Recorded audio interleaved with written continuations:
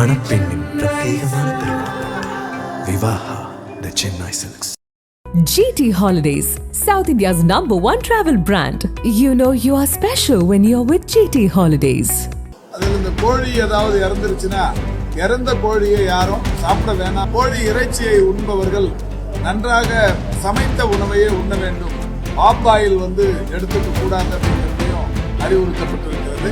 தமிழகத்தில் குறிப்பாக சென்னை மற்றும் சுற்றுப்புறங்களில் காகங்கள் உள்ளிட்ட பறவைகளின் மர்மமான உயிரிழப்புகள் காரணமாக பறவை காய்ச்சல் பரவல் குறித்த அச்சம் எழுந்துள்ளது. ஆயிரக்கணக்கான காகங்கள் உயிரிழந்ததால் மாநில அரசு முன்னெச்சரிக்கை நடவடிக்கைகளை தீவிரப்படுத்தியுள்ளது. இருப்பினும் மக்களுக்கு பறவை காய்ச்சல் பரவவில்லை என உறுதிப்படுத்தப்பட்டிருக்கிறது. சென்னையின் அடையார், வேளச்சேரி, திருவான்மையூர், OMR, காந்தி நகர் உள்ளிட்ட பகுதிகளில் காகங்கள் தொடர்ந்து உயிரிழந்த சம்பவம் அதிர்ச்சியை ஏற்படுத்தியது. இவற்றின் மாதிரிகளை போபாலில் உள்ள தேசிய விலங்கு நோய்கள் ஆராய்ச்சி நிறுவனத்தில் பரிசோதனை செய்த போது H5N1 வைரஸ் தொற்று உறுதி செய்யப்பட்டது. இதையடுத்து மத்திய அரசின் அறிவுறுத்தலின் பேரில் தமிழக அரசு மாநிலம் முழுவதும் கண்காணிப்பு மற்றும் தடுப்பு நடவடிக்கைகளை தீவிரப்படுத்தியுள்ளது. இந்த நிலையில் செய்தியாளர்களிடம் பேசிய சுகாதாரத்துறை அமைச்சர் மா சுப்பிரமணியன், தமிழகத்தில் பறவை காய்ச்சல் பாதிப்பு கட்டுக்குள் உள்ளது. மனிதர்களுக்கு பறவை காய்ச்சல் இன்னும் பரவவில்லை. கால்நடைத்துறை மற்றும் சுகாதாரத்துறை குழுக்கள் இணைந்து தீவிர கண்காணிப்பில் ஈடுபட்டுள்ளன. பொதுமக்கள் பீதியடைய தேவையில்லை என்றார். மேலும் முட்டையை ஹாஃப் பாயிலாக சாப்பிடுவதை தவிர்க்க வேண்டும். கோழி இறைச்சியை நன்கு வேக வைத்து சாப்பிடவும். உயிரிழந்த பறவைகளை வெறும் கையால் தொடாதீர்கள். கையுறை அணிந்து கையாளுங்கள். பின்னர் கைகளை நன்கு கழுவுங்கள். அசாதாரண பறவை இறப்புகளை உடனடியாக கால்நடைத்துறை அல்லது உள்ளாட்சி அதிகாரிகளிடம் தெரிவியுங்கள். கோழி பண்ணைகள், பறவை சந்தைகளில் உயிரியல் பாதுகாப்பு நடவடிக்கைகளை கடுமையாக பின்பற்றுங்கள் என்றும் அறிவுறுத்தப்பட்டிருக்கிறது.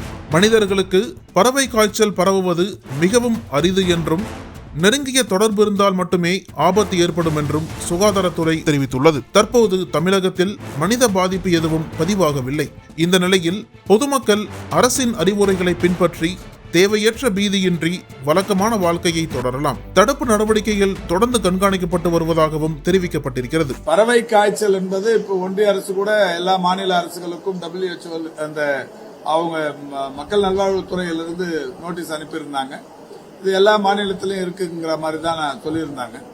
ஆனாலும் அந்த தகவல் வந்த உடனே நம்முடைய பொது சுகாதாரத்துறை இன்னைக்கு அந்த காகங்களோ அல்லது கோழி போன்ற பறவை இனங்களோ திடீரென்று அதாவது காய்ச்சல் பாதிப்பு ஏற்பட்டு இறந்து போனால் அவைகளை கண்டவர்கள் உடனடியாக அதை ஆழ தோண்டி புதைக்க வேண்டும் என்று அறிவுறுத்தப்பட்டிருக்கிறார்கள்.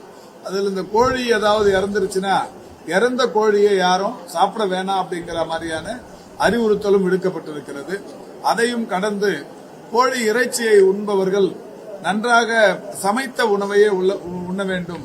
ஆப் ஆயில் எடுத்துக்க கூடாது அப்படிங்கறதையும் அறிவுறுத்தப்பட்டிருக்கிறது.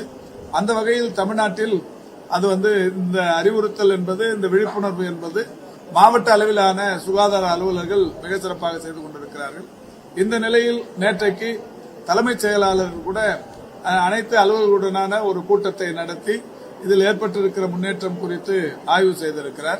இந்த வகையில் தமிழ்நாடை பொறுத்தவரை பறவை காய்ச்சலினால் ஏற்படுகிற பாதிப்புகள் மனிதர்களுக்கு தொற்றாது, அது தொற்று நோய் அல்ல என்பது போன்ற விவரங்கள் தெரிவிக்கப்பட்டிருந்தாலும் மக்கள் விழிப்புணர்வோடு இருக்க வேண்டும் என்கின்ற நிலையில்தான் தொடர்ந்து இந்த செய்திகள் சொல்லப்பட்டுள்ளது.